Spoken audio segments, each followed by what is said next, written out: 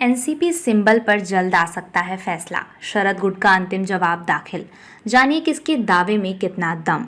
शरद गुट की ओर से दाखिल हलफनामे के बाद महाराष्ट्र के सियासी गलियारों में कहा जा रहा है कि सितंबर के अंत या अक्टूबर शुरुआत में चुनाव आयोग का फैसला आ सकता है। इसके पीछे 3 वजहों का जिक्र किया जा रहा है।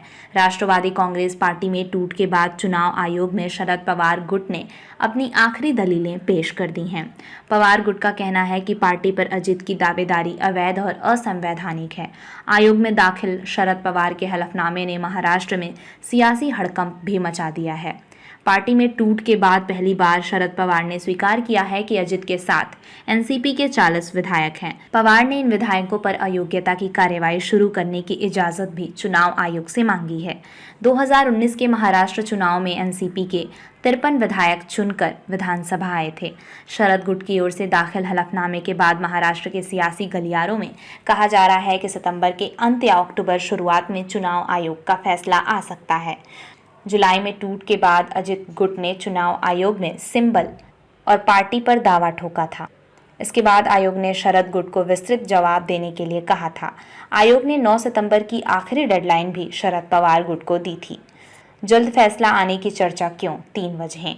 अजित पवार के करीबी और संयुक्त एनसीपी के कार्यकारी अध्यक्ष रहे प्रफुल्ल पटेल ने हाल ही में दावा किया था कि चुनाव आयोग सितंबर के अंत तक सिंबल पर फैसला दे देगा। प्रफुल्ल ने कहा था कि अजित के पास ही असली एनसीपी है। शिवसेना विवाद में आखिरी दलील पेश होने के 17 दिन बाद चुनाव आयोग ने फैसला सुनाया था। शिवसेना विवाद में 31 जनवरी 2023 को शिंदे और उद्धव गुट ने अपना जवाब दाखिल किया था। 17 फरवरी 2023 को चुनाव आयोग ने फैसला सुनाया था।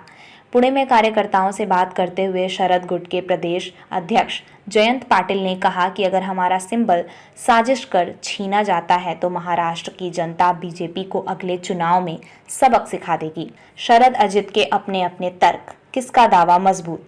10 जून 1999 में गठित एनसीपी पर दावेदारी को लेकर शरद और अजित के अपने अपने दावे हैं। दोनों गुट ने अब आयोग में जवाब भी दाखिल कर दिया है। जवाब दाखिल करने के बाद चुनाव आयोग इसे वेरीफाई करेगी। वेरिफिकेशन के बाद आयोग की ओर से नियमों के तहत फैसला सुनाया जाएगा। ऐसे में आइए जानते हैं कि चुनाव आयोग के पास अजित और शरद गुट ने क्या क्या कहा है। अजित गुट का दावा, संख्या बल उनके पास।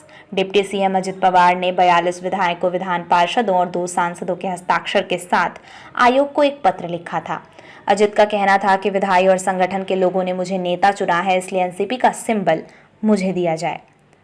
अजित ने आयोग से कहा है कि प्रफुल्ल पटेल की अध्यक्षता में एनसीपी कार्यकारिणी की बैठक बुलाई गई थी, जिसमें मुझे अध्यक्ष चुना गया, इसलिए चुनाव आयोग के 1968 के नियम के तहत पार्टी का सिंबल मुझे दिया जाए। अजित गुट ने जिला स्तर के पदाधिकारियों का हलफनामा भी तैयार करवा कर रखा है। पहले ही अजित गुट ने सभी विधायकों से 10-10 हजार पदाधिकारियों से शपथ पत्र लेने के लिए कहा था।